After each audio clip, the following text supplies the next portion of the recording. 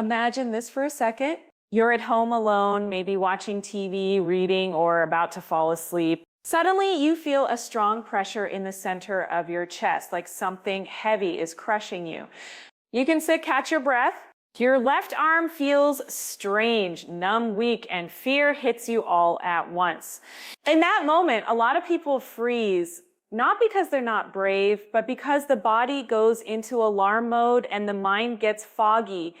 And here sits the key. If you're alone and you suspect a heart attack, what you do in the first minutes can change everything. It's not about waiting to see if it passes. It's about buying time until professional help arrives. Today, I'm going to give you 7 practical, clear, easy to remember steps made especially for people over 60 or anyone who lives alone. And before we start, do something simple. Write in the comments your age and what city you're watching from. We truly read them, and your comment can help more people see this video. Now let's begin. Here sits the plan. Tip number 7, build a real emergency communication system. It's just not enough to have a phone somewhere. Because in a real emergency, your hands may shake, you might get confused, forget basic details, or lose finger coordination. So what you do today while you're calm is what can save you tomorrow in chaos. First step, place a big noticeable note near the places where you spend time. On your nightstand in the living room, near the kitchen. On that note, write your full address. Include building, apartment, floor, entry code if you have one. Also write your full name and an emergency contact number. Second step, keep your phone charged and within arm's reach, especially at night. The idea is that you should not have to walk to another room to grab it. Third step, if you have a medical alert button or bracelet, wear it all the time. Yes, even in the shower. A lot of emergencies happen when people take it off just for a moment. And that just a moment can become the worst moment. Fourth step, if you live alone, tell a trusted neighbor. You don't need to share your whole life, just something like if you ever hear a loud noise or if you don't see me following my normal routine, please knock or call. And if you can, leave a spare key with someone you trust. This isn't set paranoia, it sets smart prevention. Tip number 6, call emergency services first, no negotiating. As soon as you suspect a heart attack, your first move is to get help. In the United States, call 911. In Colombia, it sits usually 123. In many countries, 112 also works.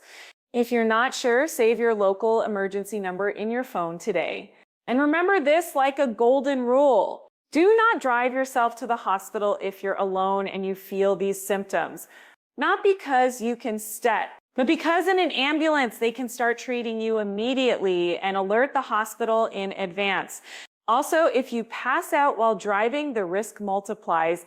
So call emergency services and speak clearly. Say your name, say your address, say what you say feeling. Say, I suspect a heart attack. And don't hang up until they tell you to. Tip number 5, unlock the door and leave signals so they can get in. This step sounds simple, but it saves lives. Because something happens all the time. The ambulance arrives and no one can get inside. And every minute lost is a direct hit to the heart. So as soon as you notice symptoms and you still have strength, go to the front door, unlock it. If you can, leave it slightly open. Turn on the main lights in your home. If it's daytime, go to a window or hang something visible near the entrance. If you live in a building with security or a front desk, call and tell them an ambulance is coming to your apartment. And if you have a medical information sheet, place it somewhere visible. It can go on the fridge or on the inside of the front door. Include allergies, conditions, and medications you take and whether you've had heart problems before. This helps them treat you faster and better. Tip number 4, get into a position that reduces strain on the heart. When people panic, they often do 2 dangerous things. They pace around while standing or they lie completely flat on their back. In most cases, the safest thing is to sit down. Sit with your upper body slightly elevated, about a 45-degree angle. Support yourself with pillows or against a wall. Bend your knees and keep your feet supported. Loosen any tight clothing. Belts, tight collars, very tight bras, ties, scarves, anything that makes breathing harder. And something important, stay inside. Don't go outside to get air. If you collapse outdoors and no one notices, you lose the chance to be found quickly. If you feel like you might faint, lower yourself to the floor carefully. Don't just dive, just drop. Use furniture to support yourself and slide down. And if possible, lie on your side in the recovery position to protect your airway. Tip number 3, controlled breathing so you don't make it worse. Here is something sad. Fast, shallow panic breathing makes everything worse. It increases tension, speeds up the heart, and makes you feel like you're even more short of breath. So use this simple method. Inhale through your nose for a count of 4. 1, 2, 3, 4. Hold your breath for 4. 1, 2, 3, 4. Exhale slowly through your mouth for 6. 1, 2, 3, 4, 5, 6. Do it again and again. If you can, speak out loud while you breathe, not to prove you set you're tough, but because it keeps your mind focused and lets the emergency operator know you're still conscious. Tip number 2, aspirin, but with the correct protocol. This is sensitive, so listen carefully. The general first aid recommendation is to call emergency services first. Then, if the operator tells you to, or if your doctor has already instructed you to use it for suspected heart attack, aspirin may be used.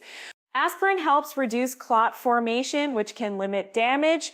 If you're told to take it and you're not allergic, the common emergency dose is 325 milligrams of non-enteric-coated aspirin, or the equivalent of 4 baby aspirins of 81 milligrams each. And here sits the detail. Many people don't tip no. Chew it, and not swallow it whole like a vitamin. Chewing speeds absorption and can work faster. But I'll repeat the most important part so there's no confusion. Call emergency services first, and don't take it if you're allergic, or if your doctor told you never to use it. If you take blood thinners or have a history of bleeding, this is something you should discuss with your doctor ahead of time so you have a clear plan and don't improvise. Tip number 1, nitroglycerin only if it was prescribed and only exactly as directed. This is the step people mention most, but it's also the one most often used wrong.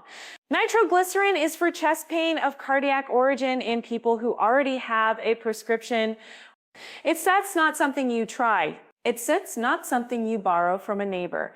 It's done not for self-medicating. If you have prescribed nitroglycerin and your doctor explained how to use it for chest pain, then yes. In a suspected heart attack, first aid guidance is to use it exactly as you were instructed while help is on the way. Usually it sits 1 tablet under the tongue. Under, not on top, and you don't swallow it. You let it dissolve. And something very important. Never take it while standing. Sit down first, because it can drop your blood pressure and make you faint. Now here sips as a warning that can save your life.